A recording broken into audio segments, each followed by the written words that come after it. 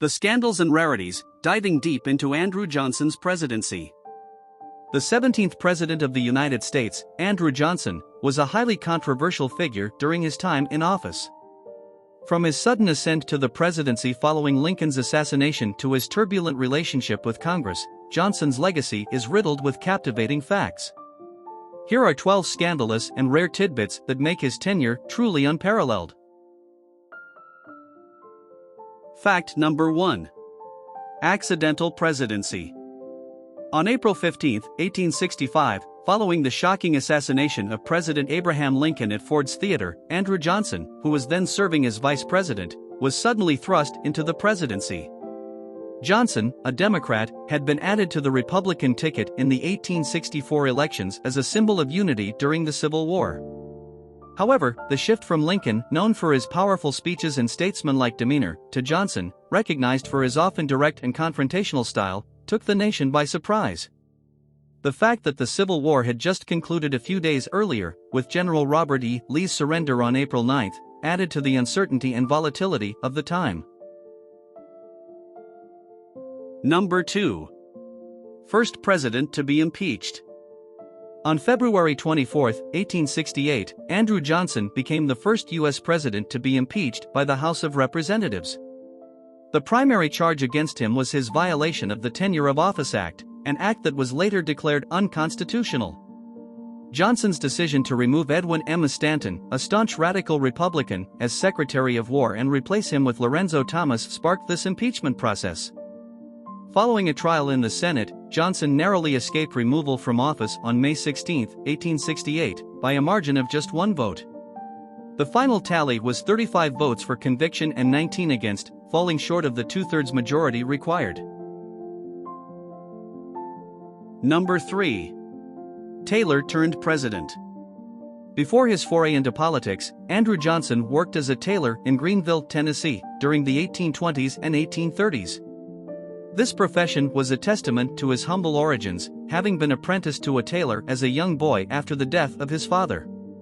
Despite facing early hardships, Johnson showed ambition.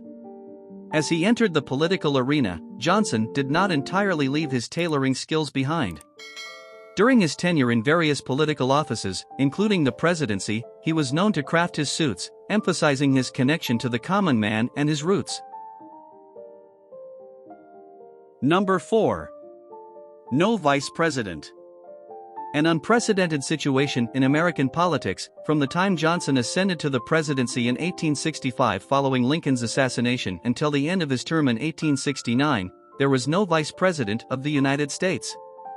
The Constitution, at that time, did not specify a mechanism for filling a vice presidential vacancy. It wasn't until the adoption of the 25th Amendment in 1967 that a process was clearly defined. Thus, during Johnson's entire term, the office of the vice presidency remained vacant, adding another layer of peculiarity to his already unconventional presidency. Number 5. Fierce resistance to Reconstruction.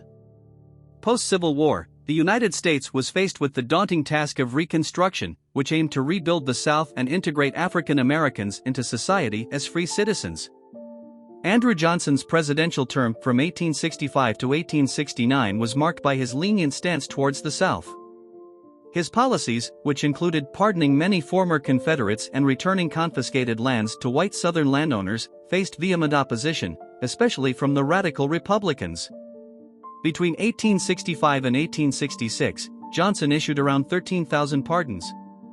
This leniency clashed with Congress's intent to establish military governance in the South and protect the rights of black citizens, leading to a prolonged political battle. Number 6. Public intoxication accusations. On March 4, 1865, Andrew Johnson took the oath of office for the vice presidency under Abraham Lincoln. However, what should have been a solemn occasion became controversial. Seeking to address the symptoms of typhoid fever, Johnson consumed 3 glasses of whiskey. This decision adversely impacted his behavior. He delivered a rambling speech and appeared to be inebriated, leading to widespread rumors of his intoxication. This incident damaged Johnson's reputation, with many questioning his capability for leadership even before he unexpectedly became president. Number 7.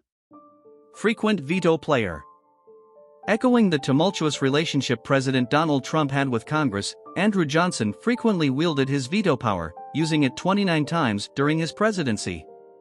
A significant chunk of these vetoes targeted civil rights and Reconstruction bills passed by the Republican-led Congress. For instance, in 1866, Johnson vetoed the Civil Rights Act, which aimed to grant citizenship to former slaves. Congress, showcasing its resolve, retaliated by overriding many of his vetoes, including that of the Civil Rights Act, which became law on April 9, 1866. Number 8. Purchase of Alaska. In a bold geopolitical move on March 30, 1867, during Johnson's administration, the United States acquired Alaska from Russia for $7.2 million, amounting to roughly 2 cents an acre. The deal was negotiated by Johnson's Secretary of State, William H. Seward. Initially, many ridiculed this acquisition, dubbing it Seward's Folly or Seward's Icebox, skeptical of its value. However, as time progressed and Alaska's vast resources, including gold, timber, and oil, became evident, the purchase was recognized as a visionary and strategic acquisition, shifting the perception of Johnson's leadership in this area. Number 9. A white supremacist? The legacy of racial bias. Throughout his presidency, Andrew Johnson's racial prejudices were hard to ignore. Although he was opposed to the secession of the Southern states and served as a Unionist, he was firmly against granting African Americans equal rights. Johnson vetoed the Civil Rights Bill on March 27, 1866, which aimed to offer protection to former slaves. His reasoning was founded on the belief that giving rights to African Americans would infringe upon the rights of whites. Such actions and statements by Johnson made his white supremacist tendencies clear.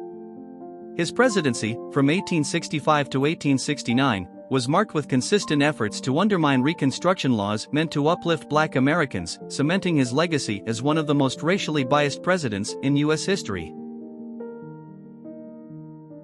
Number 10. Skirmishes with the Supreme Court. Like Trump's known confrontations with the judiciary, Johnson too faced multiple challenges with the Supreme Court, especially with Chief Justice Salmon P. Chase. His Reconstruction policies often came under the court's scrutiny. One notable instance was in 1866 when the Supreme Court indirectly limited Johnson's powers by ruling in Ex parte Milligan that civilians couldn't be tried in military courts, even during wartime. These repeated clashes with the judiciary showcased a deeply fractured government during Johnson's term. Number 11. Anti-aristocratic views, champion of the working class?